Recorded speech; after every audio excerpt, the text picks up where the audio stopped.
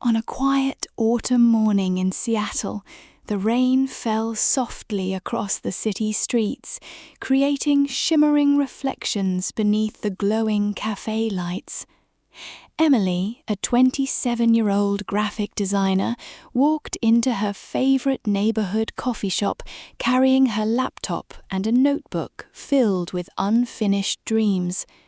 She always sat by the large window, ordered the same vanilla latte, and spent hours designing artwork while watching strangers pass by. It was a peaceful routine that made her feel less alone. That same morning, a young man named Daniel entered the cafe just as the rain became heavier. He was a 30-year-old travel journalist who had recently returned to Seattle after spending years exploring the world. Every table was occupied except the one beside Emily. Smiling politely, he asked, "Is this seat taken?" Emily looked up from her laptop and shook her head. Not at all. For the next hour, neither of them spoke. Emily focused on her designs while Daniel typed stories about distant countries and unforgettable adventures. Suddenly, the cafe lost power because of the storm. The lights went out, laptops shut down, and the room became strangely quiet. People sighed with disappointment, but Daniel laughed softly. "I guess the universe wants everyone to take a break," he said. Emily smiled for the first time that day. Without their screens, they began talking.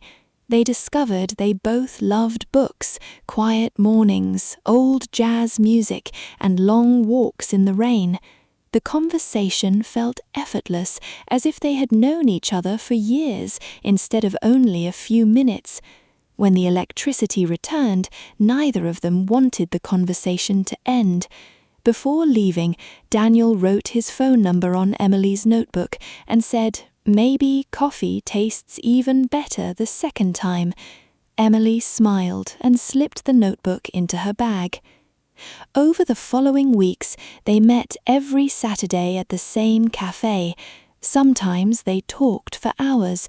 Other times they simply enjoyed each other's company in comfortable silence. Daniel shared stories from Paris, Rome, and Tokyo, while Emily showed him the artwork she dreamed of turning into a children's book. One weekend, Daniel surprised Emily with tickets for a ferry ride across Puget Sound. As the ferry crossed the calm blue water, the Seattle skyline slowly disappeared behind them.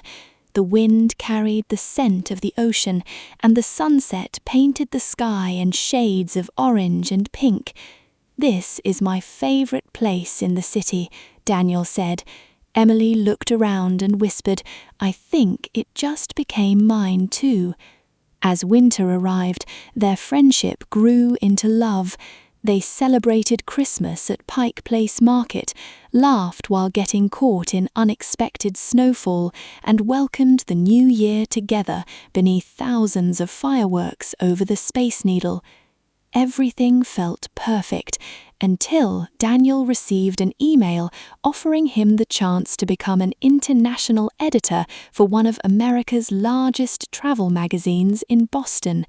It was the biggest opportunity of his career, but accepting it meant leaving Seattle and leaving Emily behind. For days, Daniel struggled with the decision. He knew how much the job meant to him, but every time he imagined leaving, he thought about Emily waiting at their favorite cafe. When he finally told her the news, Emily remained silent for a moment before gently taking his hand. "You should never be afraid to follow your dreams," she said softly. "Real love isn't about holding someone back, it's about believing they'll find their way home." Her words stayed with Daniel. A month later, on the morning of his flight, Daniel visited the coffee shop one last time. The same window, the same table, the same vanilla latte. But something felt different. Emily wasn't there. Disappointed, he left the cafe and headed toward the airport. Just as he arrived at the departure terminal, his phone vibrated. It was a message from Emily. "Look behind you." Daniel turned around. Emily was standing there, smiling through happy tears. She held 2 cups of coffee. "I realized something," she said. "It doesn't matter which city we live in. As long as we never stop choosing each other, we'll always find our way back." Daniel smiled, set down his suitcase, and wrapped his arms around her. Months later, they moved to Boston together, starting a new chapter filled with hope, adventure, and love. Every Sunday morning, no matter how busy life became, they visited a small coffee shop, ordered the same drinks, and remembered the rainy day in Seattle when a power outage had unexpectedly brought 2 strangers together.